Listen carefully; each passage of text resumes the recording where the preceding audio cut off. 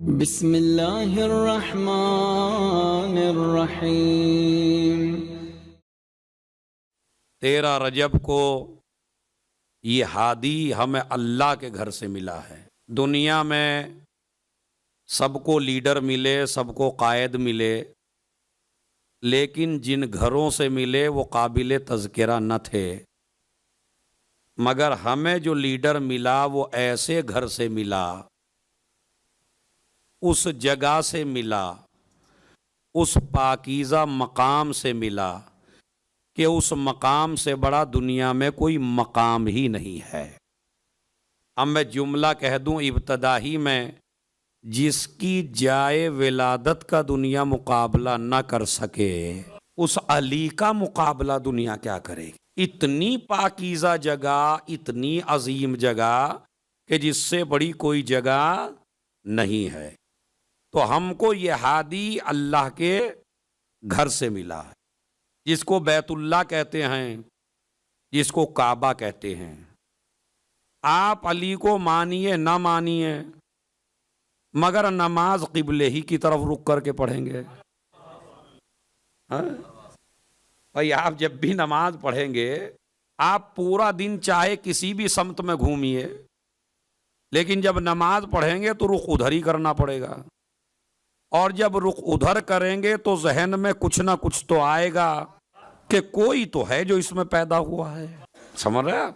تو لہذا یہ کعبہ، یہ بیت اللہ، یہ امن و امان کی جگہ، یہ عبادتوں کی زینت، وہاں سے ہم کو علی ملا ہے۔ اب آپ کعبے کی پاکیزگی کا اندازہ کر کے علی کی پاکیزگی کا اندازہ کریے۔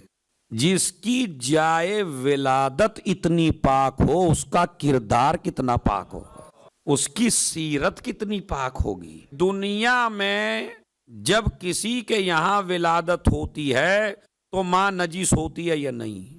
یہ سوچ کے بتائیے۔ جب بھی ولادت ہوتی ہے تو جب تک غسل نہ کر لے عورت، صحیح ہے، نجس رہتی ہے۔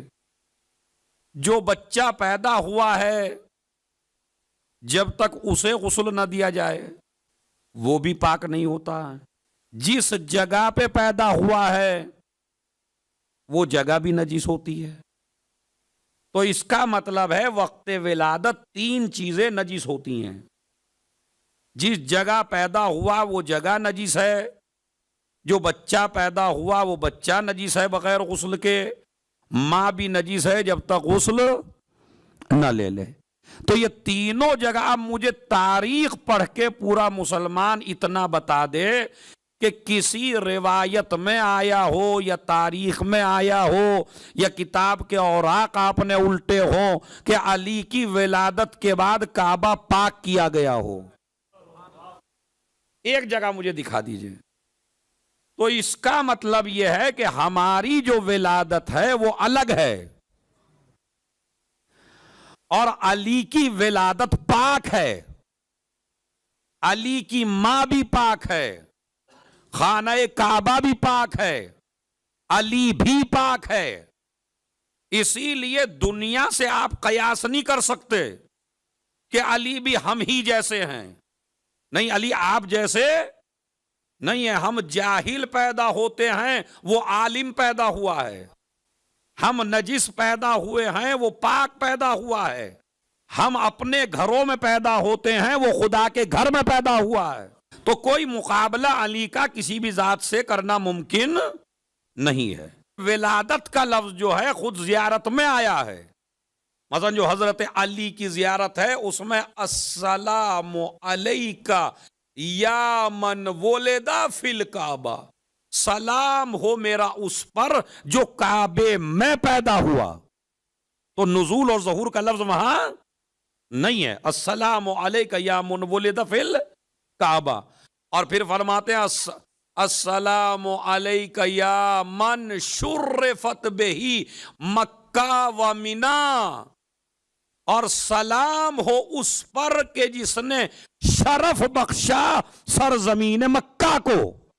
یعنی یہ علی کا شرف نہیں ہے، علی کے شرف میں کوئی اضافہ نہیں ہے کہ وہ کعبے میں پیدا ہوئے، یہ کعبے کے شرف میں اضافہ ہے اسی لیے مجھے آپ ذرا سوال کا جواب دیتے چلے جائیے اور سوچ کے بتائیے. السلام علیک یا من ولد فی الکعبہ ایک، السلام علیک یا من شرفت بہ مکہ و منا، جس کی وجہ سے سرزمین مکہ کو شرف ملا، اس علی پہ ہمارا سلام ہو.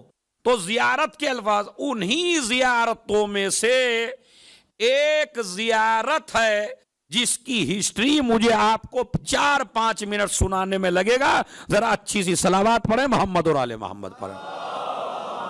تو زیارت امیر المومنین کے جو الفاظ ہیں، ایک زیارت میں نے پڑھا السلام علی المولود فی الکعبہ، سلام ہو اس مولود پر جو کعبے میں پیدا ہوا، سلام ہو اس بچے پر جو کعبے میں پیدا ہوا. تو یہ بھی زیارت ہی کے الفاظ ہیں. اب مجھے آپ یہ سوچ کے بتائیے کہ کیا معصوم سے اچھا لفظ مولا علی کے لیے آپ استعمال کر سکتے ہیں؟ مطلب علی کی ذات کے لیے جو چھٹے امام لفظ استعمال کریں گے وہ زیادہ اچھا ہے یا جو آپ استعمال کریں گے وہ زیادہ اچھا ہے؟ سوچ کے بتائیے. زیارتیں مجتہد نے نہیں بنائی ہیں، زیارتیں کسی عالم نے نہیں بنائی ہیں. اس لیے کہ ہم تو اتنے بے بضاعت ہیں کہ اپنے الفاظ میں امام کو سلام بھی نہیں کر سکتے.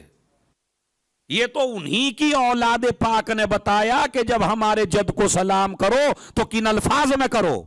اس لیے کہ ہم ان کے شایان شان الفاظ استعمال نہیں کر سکتے. تو ساری زیارتیں حضرت امیر المومنین کی ائمہ سے وارد ہیں. کوئی چوتھے کی ہے، کوئی پانچویں کی ہے، کوئی چھٹے کی ہے. چھٹے نے کہا میرے دادا کے روزے پہ ایسے جائیے، پانچویں نے کہا میرے دادا کے روزے پہ ایسے جائیے، چوتھے نے کہا میرے دادا کے روزے پہ ایسے جائیے. تو ابھی تک قبر بھی ظاہر نہیں تھی مگر پھر بھی زیارتیں ائمہ نے تعلیم فرما دی. انہی زیارتوں میں سے جتنی بھی زیارات آج تک آپ کو اماموں کی ملی ہیں، ان تمام زیارتوں میں سب سے معتبر ترین زیارت اگر کوئی ہے تو وہ ہے زیارت امین اللہ. سنیے بھائی ذرا غور سے سنیے گا. تو تمام جتنی بھی، اب علمی بات سنیے، جتنی بھی زیارتیں ہیں حضرت امیر المومنین کی، امام حسین کی، ائمہ کی جتنی بھی زیارتیں ہیں ساری معتبر ہیں. مگر سب سے معتبر زیارت کون سی ہے؟ سب سے ساری معتبر ہیں مگر اس میں بھی لیول ہوتے ہیں نا، درجے ہوتے ہیں. سب سے زیادہ معتبر اگر کوئی زیارت آج ہمارے پاس ہے تو اس کا نام ہے زیارت امین اللہ. اور یہ امین اللہ چوتھے امام کی زیارت ہے. چوتھے امام نے بتایا میرے دادا کو سلام کرو تو کیسے کرو. واقع کربلا کے بعد امام سجاد نے اس زیارت کو تعلیم کیا ابو بصیر کو. ابو بصیر صحابی ہے امام کا. امام مدینے سے آتے تھے، لگائیے، مدینے سے آتے تھے باقاعدہ مسجد کوفہ. اور مسجد کوفہ سے جب تو قبر بنی بھی نہیں تھی، ظاہر بھی نہیں تھی، اور پھر جاتے تھے اپنا اونٹ ایک جگہ باندھتے تھے اور باندھنے کے بعد پھر اپنے دادا کی قبر پہ جاتے تھے اور سلام کرتے تھے، السلام علیکم یا امین اللہ فی ارض، ان الفاظ میں. ابو بصیر کی پہلی ملاقات کوفے میں ہوئی ہمارے چوتھے امام سے. اب یہ بتائیے جس کی پہلی دفعہ امام سے ملاقات ہو تو کیا کرے گا ایک دم سے؟ مطلب اگر آج کی رات آپ کی امام زمانہ سے ہو جائے ملاقات، اور 13 رجب ہے، ایسے میں تو ہو ہی سکتی ہے نا. اور خدا کی قسم آپ میں سے کئی ایسے ہوں گے جن کا ایمان مضبوط ہے، جن کو ہوئی بھی ہے مگر پتہ نہیں ہے. سمجھ رہے؟ یہ تو اس وقت پتہ چلے گا جب امام آئیں گے تو آپ ہی میں سے مومن کہیں گے ہم نے محفل میں اپنے برابر میں دیکھا تھا. تو امام زمانہ سے ملاقات ہو جائے مثلا تو کیا کریں گے؟ سب سے پہلا کام ہے جی سجدہ. بھائی یہی تو ہے نا کہ سب سے پہلا کام ایک دم سے مولانا صاحب سجدے میں گر پڑے. تو یہی ابو بصیر نے کیا، ادھر امام زین العابدین سے ملاقات، ادھر سجدہ. مگر امام جو ہے وہ مولوی الگ ہے، امام الگ ہے. مولوی مصلحت میں چپ ہو جاتا ہے، امام مصلحت میں چپ نہیں ہوتا. امام نے کہا خبردار مجھے سجدہ نہ کرنا، سجدہ میرے خدا کو ہے. اسی لیے ہر زیارت کے پیچھے جو دعا ہے اس میں لکھا ہوا ہے سجدہ غیر خدا کے لیے جائز نہیں ہے. اب آپ کہتے ہیں جناب میں تو علم کے سامنے کرتا ہوں اور میں تو امام حسین کے روزے میں کرتا ہوں اور میں تو یہاں کرتا ہوں, تو اس کی بھی وجہ سن لیجئے. دیکھیں کرنے سے جو غلط ہے وہ صحیح نہیں ہو جاتا اور جو صحیح ہے وہ غلط نہیں ہو جاتا. کر سکتے ہیں مگر اسلام کیا کہتا ہے, اگر یہ سجدہ آپ شکرانے کی نیت سے کریں, مثلا امام حسین کے روزے میں پہنچے, مولا علی کے روزے میں پہنچے, جناب عباس کے روزے پہ پہنچے, رسول اللہ کے روزے میں پہنچے, ادھر 7ویں امام کے روزے میں پہنچے, 8ویں امام کے روزے میں پہنچے, تو آپ ایک سجدہ اس نیت سے کر سکتے ہیں, پروردگار تیرا شکریہ تو نے مجھے اس لائق بنایا کہ میں ان کے روزے پہ آ سکا.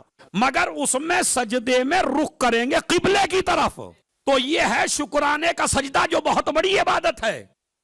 لیکن اگر آپ امام ہی کو خدا سمجھ کے سجدہ کریں تو پھر یہ سجدہ حرام ہے, چاہے آپ کسی بھی جگہ آئمہ نے. اب آپ کسی سے کوئی ذاکر ڈرے تو ڈرے, بھائی میں تو ڈرنے والا نہیں ہوں, جو شریعت میں ہے وہی بتائیں گے آپ سے. تو کہیں بھی سجدہ شکرانے کا تو ہے, مگر امام کے لیے سجدہ خود امام نے فرمایا ہمارے لیے سجدہ جائز نہیں ہے, شکرانے کا کر لیجئے. امام سے ملاقات ہو, پروردگار تیرا شکریہ, امام حسین کی زیارت کی, پروردگار تیرا شکریہ, تو شکرانے کے سجدے پہ ثواب زیادہ ملے گا, سمجھ رہے ہیں آپ. تو سجدہ امام کے لیے نہیں ہے, تو سجدہ شکر ہے. شکرانے کا سجدہ آپ علماء کرتے ہیں جا کے باقاعدہ, پیشانیاں رکھ دیتے ہیں, سمجھ رہے ہیں آپ, تو اسے شکرانے کا سجدہ کہتے ہیں. تو لہذا ابو بصیر گر گیا, نہیں یہ نہیں کرنا, سجدہ خدا کے علاوہ جائز. اچھا چلو میرے ساتھ چلے, اپنے دادا کے روزے پر پہنچے, زیارت تعلیم کی جس کا نام ہے زیارت امین اللہ. اب اس زیارت کی خصوصیت سن لیجئے, صلوات اچھی سی پڑھ کے محمد علیہ محمد پر. اس زیارت کی خصوصیت یہ آئی ہے کتابوں میں کہ جب بھی کوئی مومن زیارت امین اللہ پڑھے گا, چھوٹی زیارت ہے, زیارت امین اللہ پڑھے گا, تو اللہ اسی وقت آسمان سے ایک فرشتے کو بھیجتا ہے اور کہتا ہے کہ اس کی دعا کو لکھتے جاؤ, یہ جو پڑھ رہا ہے یہ زیارت اسے لکھتے جاؤ. اب اس دعا کو اور زیارت کو وہ فرشتہ لکھ لیتا ہے. اس کے بعد 7ویں آسمان پہ جاتا ہے, 7ویں آسمان پہ اچھا یہ واقعہ بھی خود مفاتیح الجنان میں موجود ہے جو میں پڑھ رہا ہوں, مفاتیح الجنان ہی سے پڑھ رہا ہوں, اردو میں بھی ہے عربی میں بھی ہے, کہ وہ زیارت جو آپ نے پڑھی اس کو فرشتہ لے جاتا ہے, لے جا کے فرشتہ 7ویں آسمان پہ لے جاتا ہے. اب اگر 100 آدمی پڑھ رہے, 200, 1000 پڑھ رہے, 1,00,000 پڑھ رہے, تو 1,00,000 فرشتے آتے ہیں, ایک فرشتہ ہر آدمی پہ اس کا لکھ رہا, لکھ کے 7ویں آسمان پہ پہنچا, رسول اللہ کی خدمت میں پیش کیا. وہ پرچہ نور کا پرچہ ہے, رسول اللہ کی خدمت میں پیش کیا, رسول نے اس پہ مہر لگا دی. میرے بھائی کی زیارت پڑھی ہے اس نے, مہر لگا کے فولڈ کر کے اسے رکھ دیا. رکھنے کے بعد کہتے ہیں اب اکٹھا ہوتا چلا گیا, اکٹھا ہوتا چلا گیا, اکٹھا ہوتا چلا گیا. تو آج کا تو سمجھنا آسان ہے کہ چھوٹی چھوٹی میں کتنی باتیں سمٹ جاتی ہیں بھائی. کمپیوٹر ایجاد ہو گیا, گوگل, انٹرنیٹ, اب تو سمجھ میں آ ہی جاتا ہے کہ بہت ضروری نہیں کہ میٹر کو جلدی نہ سمایا جا سکے. ہم تو قائل ہی ہیں ایک نقطے میں قرآن کے, تو لہذا یہ ہوا کہ اس کو انہوں نے اس طرح لپیٹ کے رکھ دیا. اب اکٹھا ہوتا رہا ہر آدمی کا. جب امام زمانہ تشریف لائیں گے, ہمارا یہ آخری امام تشریف لائے گا, تو رسول اللہ ایک فرشتے کو بھیجیں گے ہر آدمی کی یہی زیارت لے کے, اور کہا جاؤ میرے بیٹے کے سامنے یہ پیپر پیش کرو. اب وہ فرشتہ ان پیپر کو لے کے آئے گا. اب اس میں رسول اللہ کی مہر لگی ہوئی ہے, اس آدمی نے اتنی بار زیارت امین اللہ تلاوت کی ہے. اب یہ رسول کی مہر کے ساتھ امام زمانہ نے فرشتوں کو اور انسانوں کو حکم دیا جاؤ اس بندے کو لے کے آؤ. اب اگر وہ زندہ ہوگا تو زندہ کو لائیں گے, اگر قبر میں سو رہا ہے تو قبر سے اچھے انداز میں بہترین سواری پر بہترین عزت کے ساتھ. اب یہ بتائیے اگر کوئی بڑا آدمی کسی کو بلائے تو اپنے حساب سے تیاری کر کے بلاتا ہے, ارے میں کیا کروں بھائی ہے. اب بلانے والا ہے علی کا بیٹا امام زمانہ, اور اور حکم دیتے ہیں بڑی عزت کے ساتھ لانا. اب اس مومن کو عزت کے ساتھ امام زمانہ کے زمانے میں لایا جا رہا ہے جب امام ظاہر ہو چکے ہیں. امام اس کے پیپر پڑھتے ہیں, پیپر پڑھنے کے بعد تو نے ہمارے دادا کی زیارت پڑھی ہے تو ہماری آرمی میں شامل ہو جا. تو وہ زیارت جو امام زمانہ کے زمانے میں آپ کو امام زمانہ کے لشکر میں شامل کرے گی اسے زیارت امین اللہ کہتے ہیں. آج میری اس محفل کا حق ادا ہوا تھا, میں نے علی کی ایک زیارت, امیر المومنین کی ایک زیارت امین اللہ کے نام سے جو ہے اس کا تعارف کرا دیا. اب اس کو کتنا پڑھنا ہے وہ آپ جانیے, لیکن یہ زیارت آپ کے کام کب آئے گی؟ یعنی امام زمانہ کا سپاہی بنانے میں اگر کوئی زیارت آپ کو مدد کر سکتی ہے تو وہ زیارت ہے امین اللہ ہے.